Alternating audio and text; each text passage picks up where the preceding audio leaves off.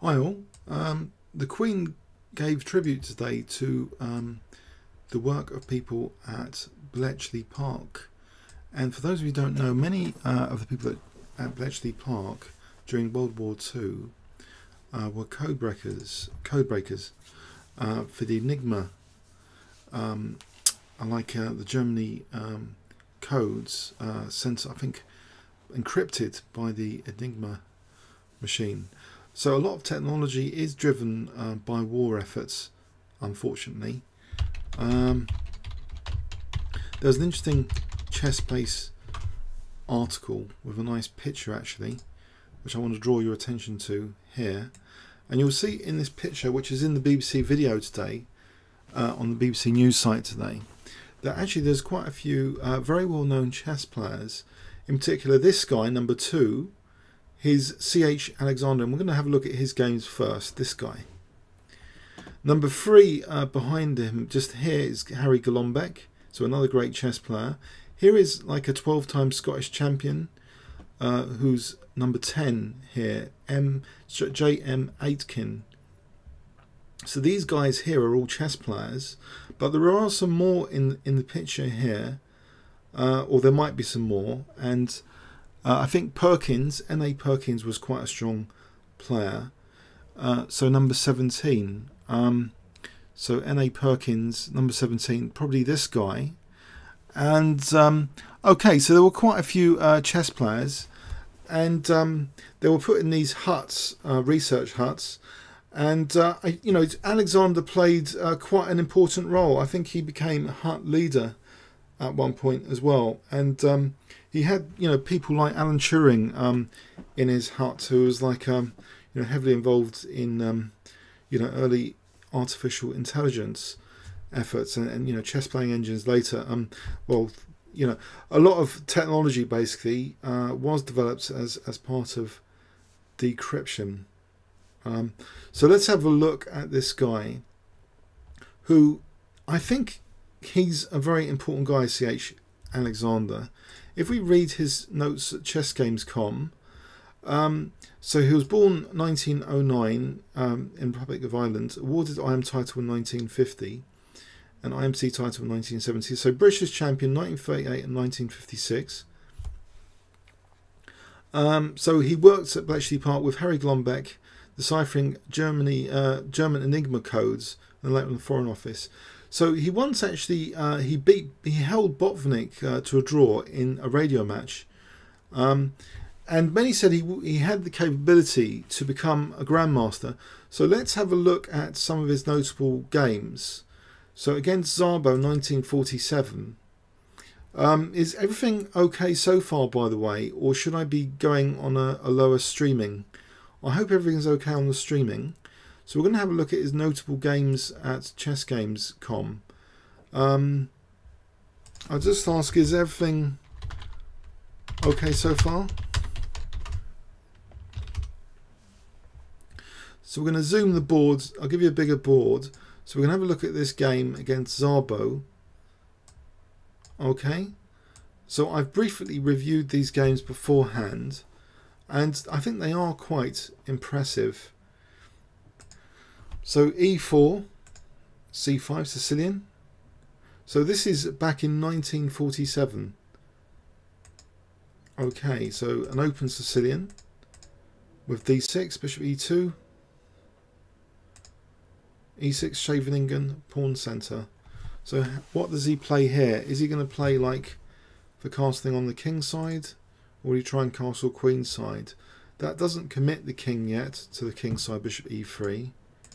Now F4. So again, not committing the king to castling king side yet, but now he castles. So it looks like a sort of classical variation of the Scheveningen. So black is trying to use that C4 square, which is often vulnerable on the semi-open C file. So how did he react to this? King H1, bit of prophylaxis, getting king off the potentially dangerous diagonal. Bishop E7. Now Queen E1, a nice little nifty move, bringing the queen sometimes dangerously to either G3 or H4. This is Colonel Hugh Alexander, a codebreaker who the Queen has given tribute to the codebreakers at Bletchley Park today in the news, so I thought it was sort of topical. So just in case you missed the photo, it's this guy in this photo here, number 2. Okay, C.H. Alexander. Okay, so knight c4, and he retreats the bishop actually. The knight can't do damage at the moment for c3. c3 is protected anyway, and the knight's going to be kicked actually with b3 and bishop b2 pretty soon. So b3, bishop, not yet to b2, sorry, bishop d3, because the queen's holding on to c3 at the moment. And now bishop b2, so this bishop's actually quite nice on the diagonal, and black's c4 square doesn't seem that significant at the moment. And these bishops seem to be, you know, nicely aligned, going for an assault soon against the black king. I'll give you a bit of a slightly bigger board. Okay. Right. So bishop f6. Knight f3. Okay. So maybe e5 is going to come up now, which would open this diagonal.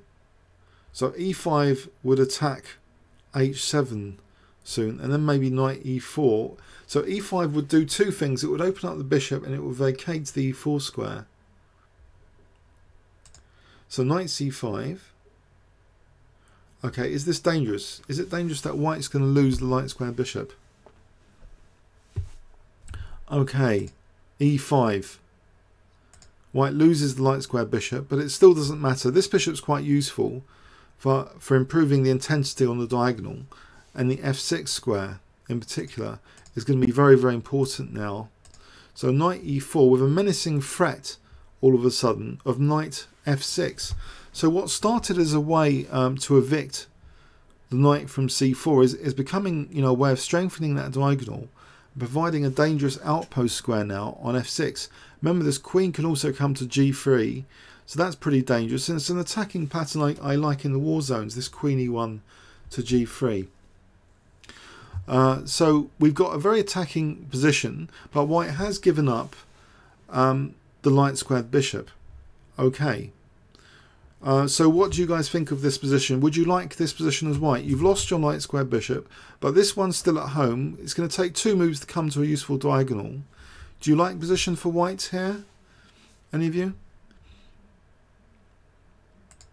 So queen d8 seems to be a bit of a passive move. Knight f6 now comes in. Dangerous. What's going on here? Black accepts the piece. Check. And this is a beautiful combination, really. Because what's happened here? It looks as though black's got bishop takes f6, surely. Bishop takes f6. What's happened? It's the dynamism on this f-file is quite magical here. Because this next move, look at this. There's an immediate threat now. Rook takes f6, queen takes, knight takes f7, winning the queen.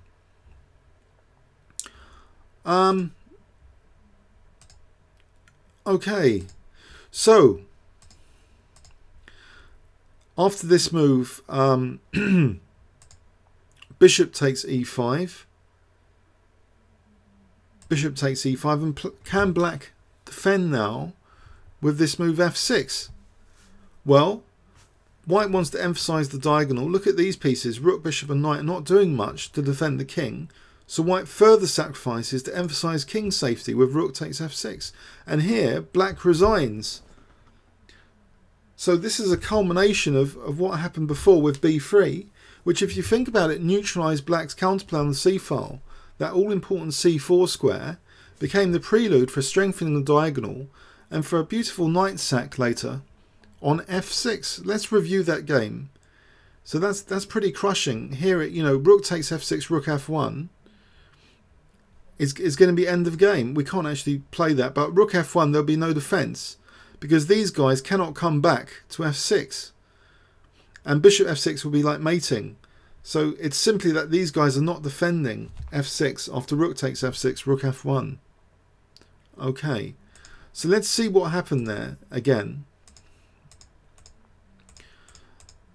So sort of mainline classical, although it's not really that aggressive. But the way it becomes aggressive, because this bishop, what was it doing actually on e3? Not really doing much. Wouldn't you rather this bishop pointing at the king when black castles? Because that's really what happened with this retreat. It was an attacking retreat. You want to neutralise black's counterplay on the c-file, and you want to make use of your own trump cards, which is kind of this extra space in the centre and these two aggressive pawns, which, you know, can be used for e5 or f5 later. So in this case, it was like e5, which pierced a bit the diagonal, if you think about it, and the f6 square. But white did have to sort of compromise a bit his position, losing that light squared bishop. Okay, so he lost the light squared bishop. And it was just really dangerous now, knight f6. Beautiful move, because also if king h8, you know, queen h4, and then knight g5, it's going to be just crushing. So this f-file is just so dangerous here with these three pieces not really doing anything for black's king safety. So knight e5 is really quite crushing. But you might think, hang on, bishop g7.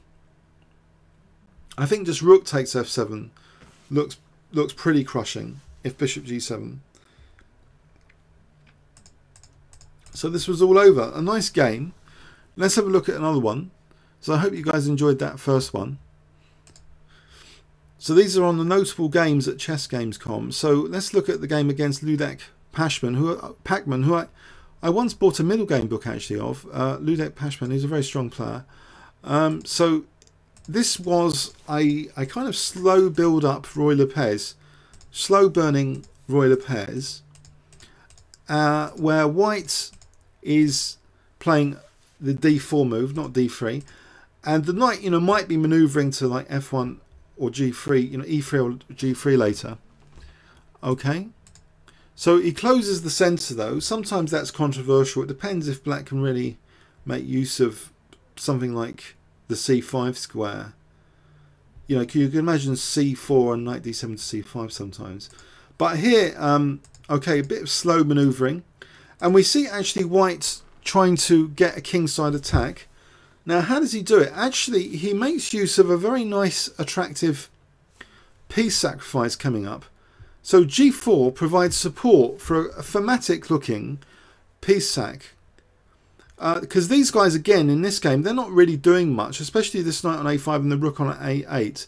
So if white can get a hold on the king side, so first he plays knight g5, which looks as though surely the knight's just going to be kicked back. What's the point of this move?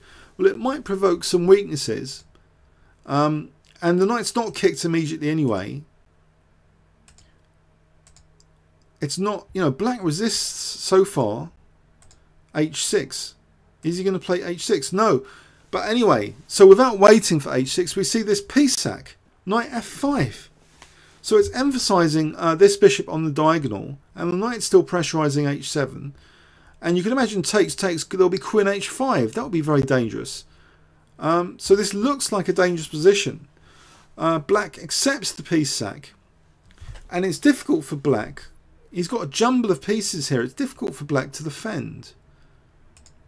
So f6, and now, believe it or not, more carnage.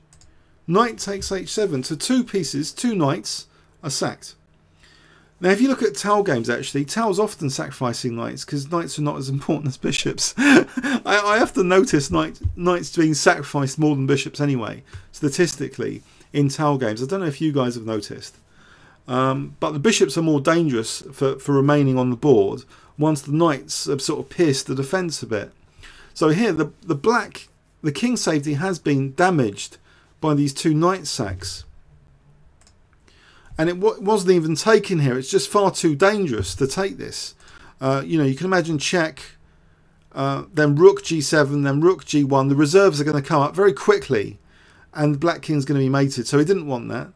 So it's just one knight sack, and now an exchange sack. Bang! Exchange sack. Just tearing open the g-file, and actually taking time to take some material back. Check. Check. And, you know, white's not even going to be material down soon. What's the material situation now after this carnage? Two bishops, a rook, queen. It's roughly 6, 3, 4, 5, 6, 7, 8. I mean, white's even 2 pawns up. White's done the damage already. So there's a threat now of G7 and Queen H7. The damage has all been done. And it all started, you know, with that G4 and then the Knight F5. So it's just totally crushing position, really. But black played on a few more moves. So there's threats like H6, G7. There's many ways of winning it, I think. He plays this way. There's a nasty pin now, which is difficult to parry. If Queen D7, I think just Bishop G5 might be strong. Or Rook G5 maybe, just intensifying the pressure on F5. So here black actually resigns. So if we look at that attacking game, there was a slow build-up and quite a nice, attractive, thematic looking sacrifice on F5.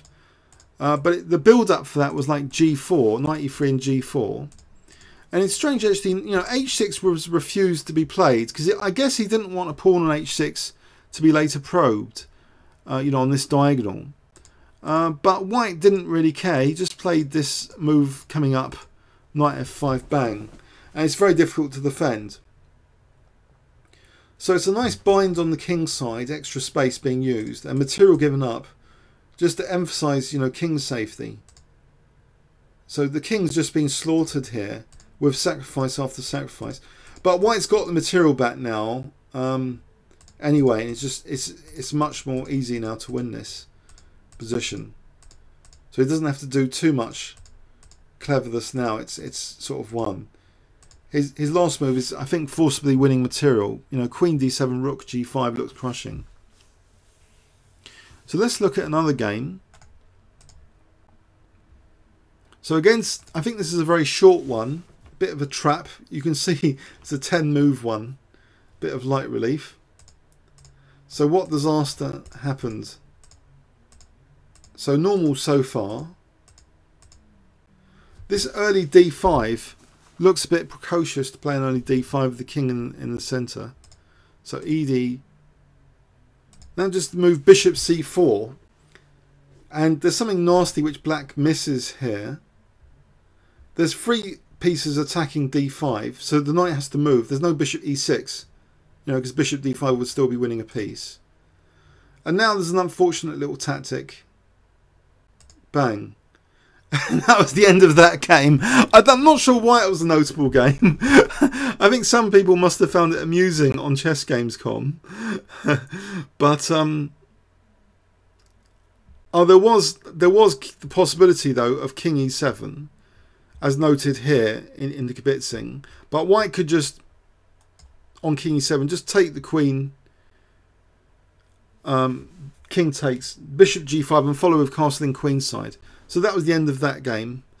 So a bit of a trap to remember. Just F7 can be vulnerable, obviously, if black's not careful. Okay, so now Bronstein, one of the heavy Russian mob, USSR Bronstein, candidate for the World Championship. Basically, he drew with Botvinnik in one of the World Championships. So this guy was super strong, David Bronstein. And he was black against David Bronstein. Actually, let's try reloading that. Whoops. There's a loading problem here. I'm not sure what it's to do with this graphic.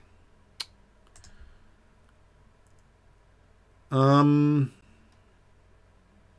again.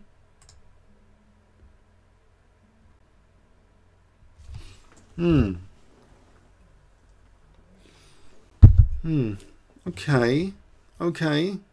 Ah, finally. Unfortunately, I'm not sure it's easy to flip the board on this. So he was black. Can we cope with him being black here without me flipping the board? I hope we can. So David Bronstein is white.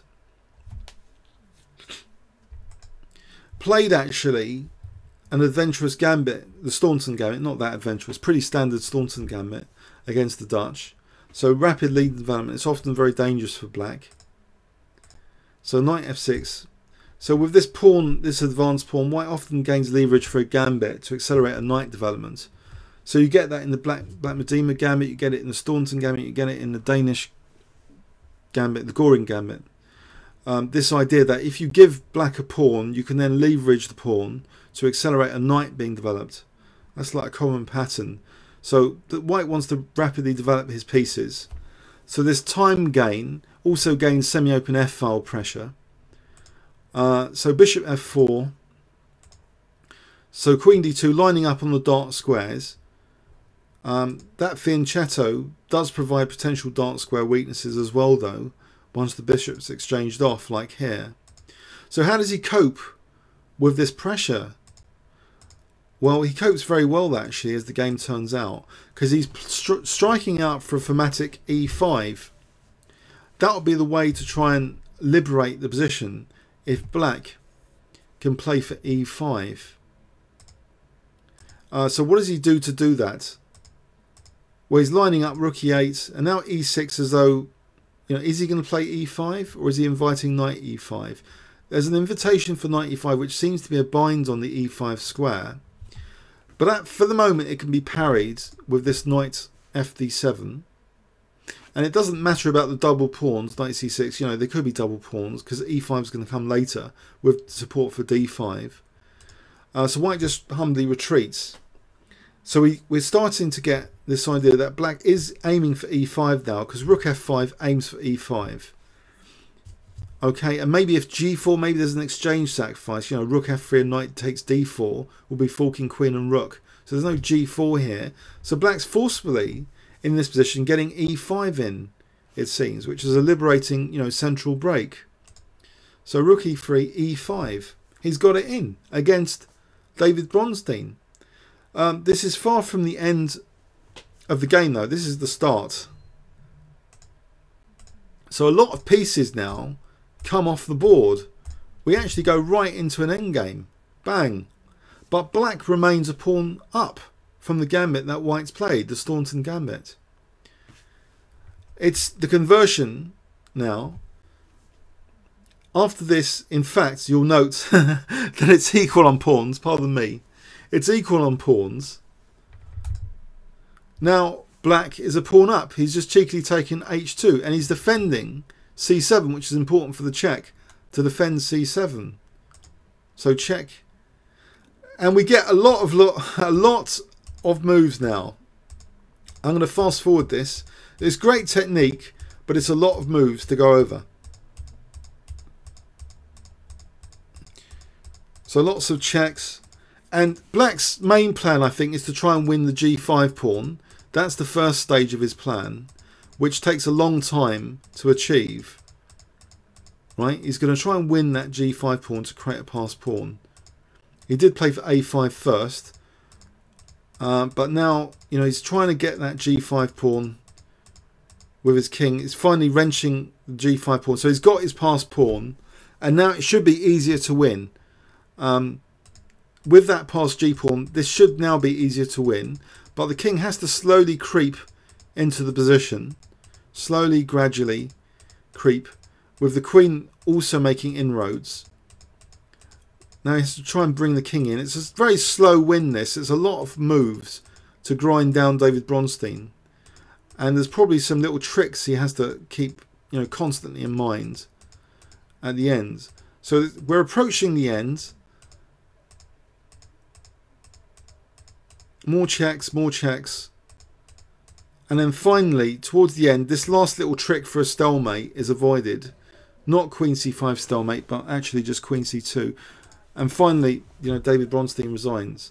So that was a calmly, methodically played game against the Staunton gambit. We'll only go as far as the e5. So he nicely played for e5 in this game. And with that, he secured an advantage. So once he was a pawn up, that was brilliant technique, you know, demonstrated in this game. I'm not going to repeat all of that again. So that was a great game, a great opponent to be in the Hastings tournament of 1953. Actually, it says Black Mars second gambit, 880. Okay. So let's look at a key victory, and this is, I believe, in a radio match, sort of correspondence style radio match between the British Chess Federation and the Russian United Russian Chess Federation, USSR. So 1946 radio match. This is ultra sharp, and Mikhail Botvinnik had done a lot of research into the French defence Winoa. So this is really amazing stuff for the time. It's like high-tech opening theory from Mikhail Botvinnik. But we sort of know a lot more about it now. But at the time, this was really dynamic stuff. So black in this line, very, very sharp line, is offering the G7 pawn as a sort of gambit with huge pressure in return. Okay, so it's taken by Hugh Alexander, and he has to weather a storm. And I once played this actually against Andrew Webster as a junior, and I managed to win in this rapid once against Andrew Webster. He was much higher rated at the time, but next time I played him and I lost. It's very dangerous for white to play this line. So you grab a pawn, you grab another one cheekily, and you try and return home to base with your queen to d3 at some point. But he gives back c3. Notice the queen was protecting c2 there. The queen is going to come back soon, I think. Or not. No, the queen is still being used to sort of attack f7. So rook takes g5 is used, which dismantles white's centre in quite a scary way. Because you would think, is black getting huge compensation here with this exchange sack now? Because look at white's development. The king's still in the centre. So this is really dangerous and quite scary. And black simply castles queenside now, trusting in his position, even though, because this pawn is usually a distant dream to queen, because we've got lots of moves now. Black, is going to get a lot of dynamism. So he takes on f7, but actually he's optimistically looking at g6, g7, believe it or not, even in the light of his king being kicked around now. So check, he just calmly moves his king to c1. If he can weather this storm, I'm not sure queen e4 was that great, winning g2, but there's a lot of pressure. Obviously, black's got here. Look at these knights, the bishops. This rook, though, is a bit restricted. It's not too brilliant. So the queen finally comes back to be more relevant. And now the horrible e3 knight's taken. And black doesn't immediately recapture. He plays e5. Now he recaptures. But now g7. So this g8's a real threat now, which has just emerged. And I think, okay, so queen g4, stopping the g-pawn advance. Check. The king gets tucked away.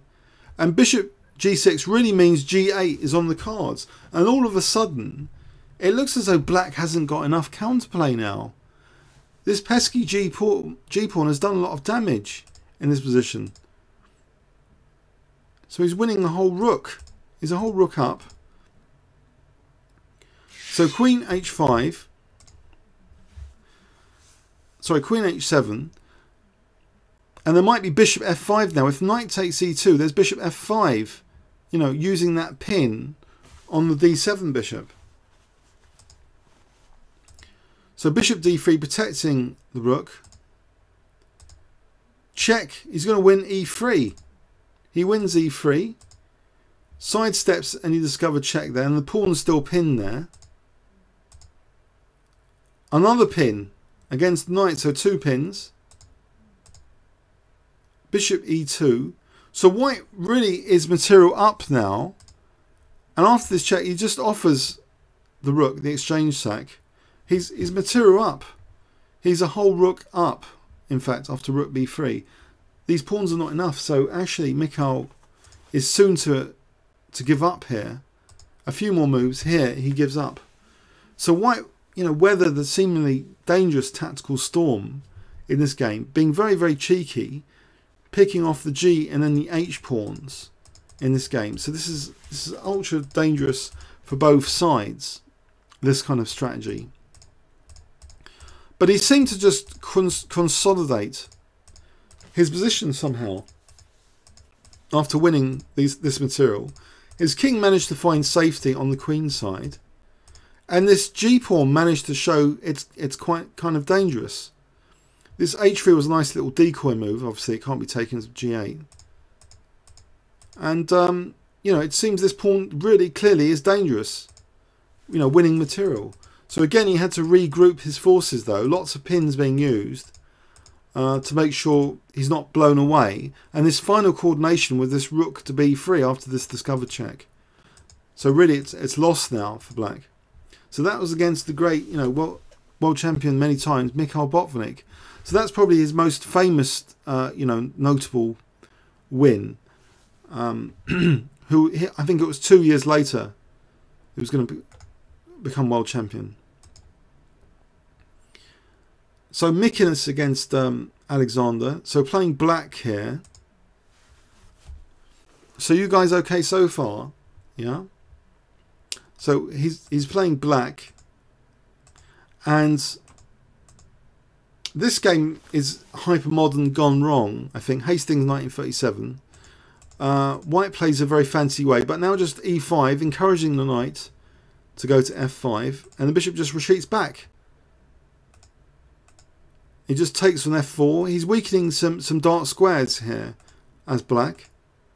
And he's winning more material. And look at d4. It's a bit vulnerable, and f4 is a bit vulnerable.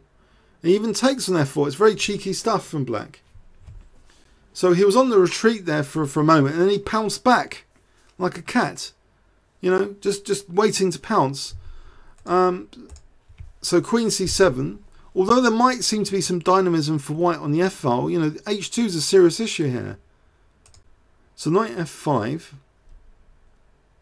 But there are severe threats here. Knight g7 and bishop f6. You know, maybe knight c3 and rook f4. But he takes on h2 and then takes on f5. And what he's going to do soon is just castle queenside, basically. Check, check. Not taking that bishop, but attacking this one instead. Takes. And now to castle queenside, he's going to have to make sure this bishop's not stopping castling queenside, which is done now. So bang, castles queenside. Black's fine now. Rook takes d2, major threat. Black's obviously much better now. His king's not a problem. It's crushing now. It's bad. It's bad news for white. Check, and white resigned actually. So that was a bit strange. The hypermodern sort of disaster in this game. If we review that, so he didn't mind the knight coming to f5 because the bishop just retreated, and after this f4, this was just over ambitious perhaps from the result of the game anyway, because black just snapped up the material basically, and then used up the weaknesses. White was trying to play dynamically, I think, but it just backfired here. It just really backfired with calm defense.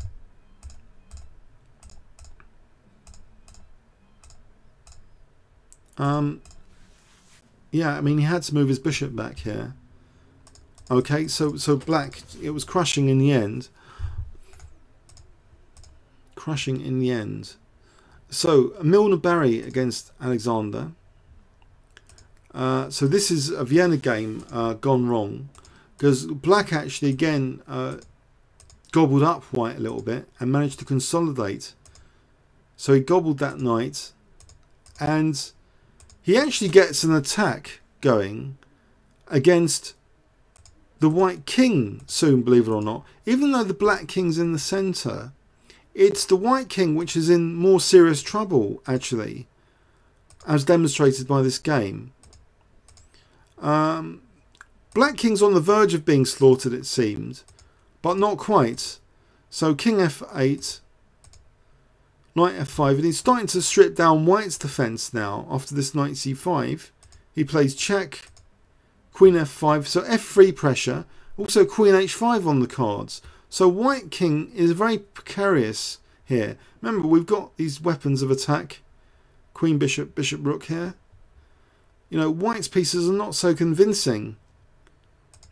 So d7, there's though rook e8 is potentially really dangerous, or d8 immediately is threatened. So interrupting against the d pawn, and also if queen d4, there's queen f3 mating. So that's a good interruption move, bishop d4, hitting the knight as well. Also giving an escape square for g7, so d8 is not even as effective now. He could even potentially munch on c5 soon. So knight takes b7. I think it's all over actually for white after this queen h5. So check, because what else is white doing? He's faced now with slaughter on the h file. So he takes time to take this pawn. It's over this position now. Check, and white resigns. The white king safety seems to be worse than the black king safety. Black found some finesses or something. If we review that, white, sacrificed that knight in sort of romantic era style. But there's a threat of f2 here. Can't take that. So he has to do something about f3 soon. But now we've got a g-file issue. It wasn't just losing the knight. We've got a g-file issue, and black's prepared to give up c6, which white doesn't bother taking. So bishop g7 to avoid any major embarrassment with knight d6, giving the king an escape square. And yeah, it seems white's king safety is coming into question, just worse than black's. After this move, especially queen f5, you've got queen h5 on the cards. But this bishop d4 really puts the nail in the coffin for white, for the d pawn not being significant. D pawn's proven not to be that effective here. It can't be taking queen f3, and it's beginning the end. This pawn's just been given up for nothing basically, and there's still this mating attack. Okay, so white played a bit too ambitiously.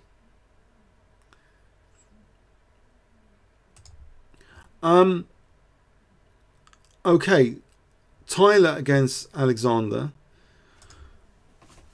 You can switch sides, can you? On this browser, I'm not sure you can switch sides, otherwise I would. Is there a button here to switch sides? Whoops. Chess Puzzler. Oh dear. Just close that. We're going to have to look at it from white's side, I'm afraid. So, as black again, he plays solidly here as black. Looking maybe for e5 as the central break. Everything's targeted for e5 here from black. So it's comfortable for black already, potentially. So Hastings 1937 Cole system. Stops knight b5, obviously. White takes on c5 and plays for e4, which looks kind of thematic. That's the sort of thematic thing white wants to do, to make sure his pieces get good scope. But black holds on to d4 now, kind of hems in this bishop on b2. So maybe black's slightly better already. White looks a bit passive. g5, very aggressive move, clamping down on f4. And black castles queenside. So there's pressure on the d file. There's tactical liabilities on the d file anyway. This bishop on d3. It looks like black's sitting on the position here on the central squares. So very comfortable position for black. Immediately threatening rook takes d3 now. Now threatening knight f4. It's pretty menacing. Knight f4, and black seems to have all the trump cards in the position. In fact, this bishop can now swing to c6 to put pressure on e4. But also the g-file is pretty scary now after g4. So is white getting slaughtered? Bishop b5. Nasty pin on the rook.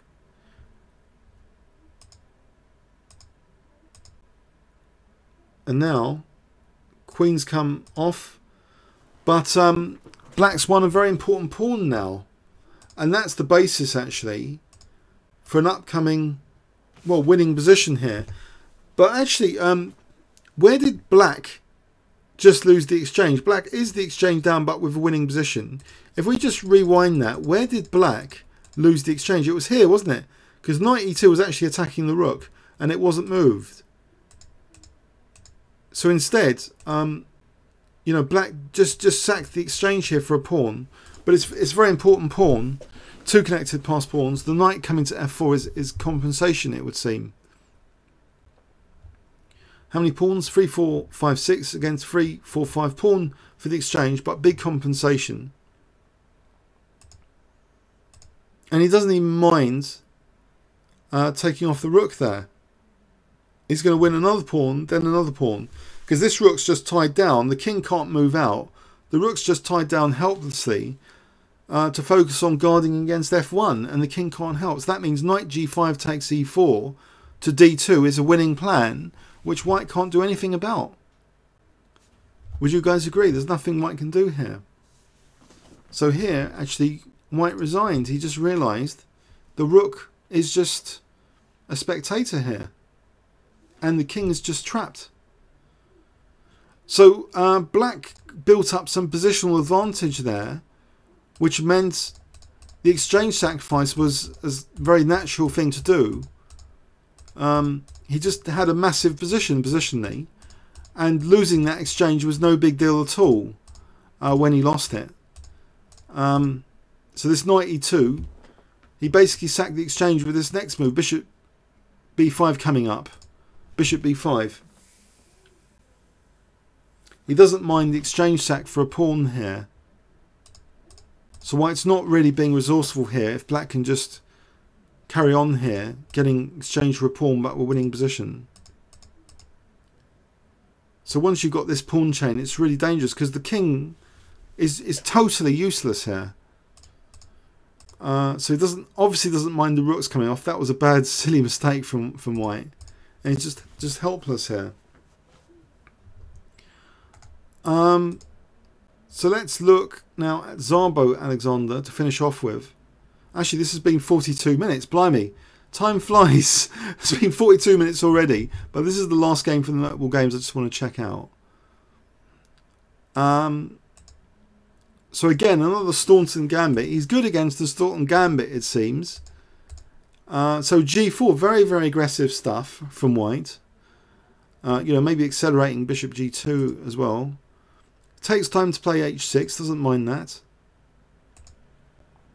So black's reinforced the centre. And now again, he's preparing that fianchetto like in an earlier game against David Bronstein that we saw. H5, curious move. It really blocks in this bishop. If G5 is forced, then the bishop's going to be blocked in.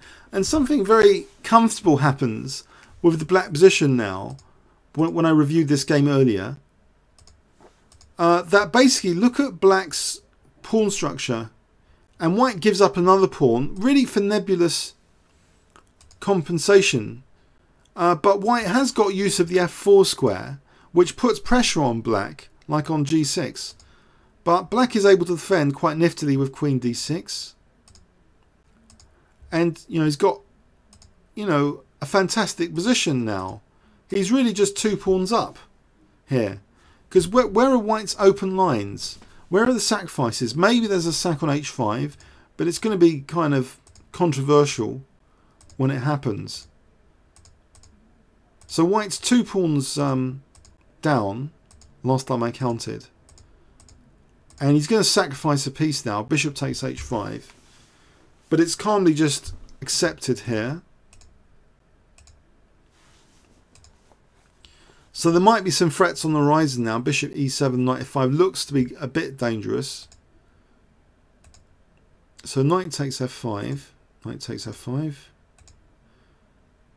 Snapping up, you know, and a potentially dangerous attacking pawn is gone now with bishop g6. And now he's careful. He takes on g5.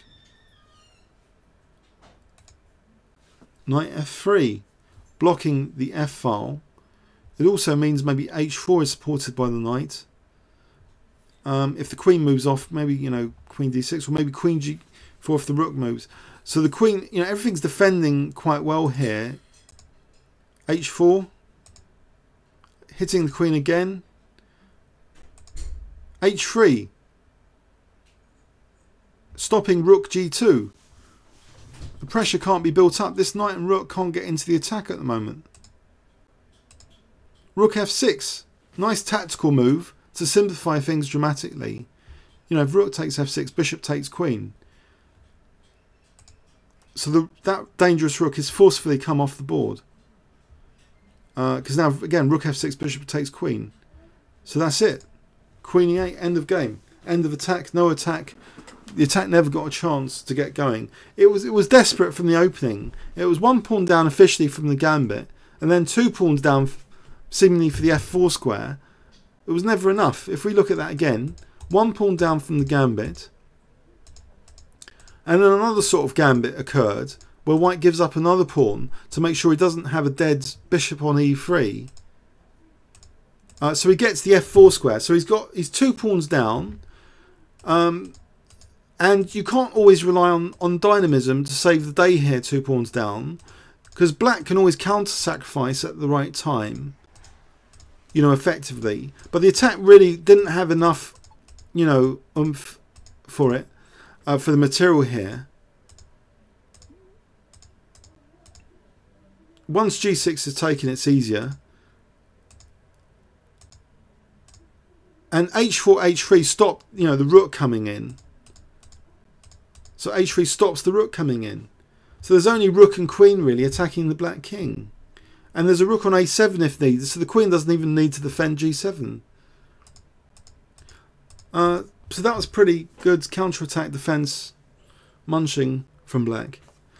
So I hope you enjoyed those games. Those were the notable games at ChessGames.com. We've gone through some of the notable games. It's been 46 minutes. Hope you enjoyed it. And I'm going to stop now. But this is the chess-based photo. So these are the code breakers the Queen has celebrated today. Well, some of them were notable chess players. So this was the guy we just looked at. Number 2, C.H. Alexander. Okay. Just to show you the others. Okay.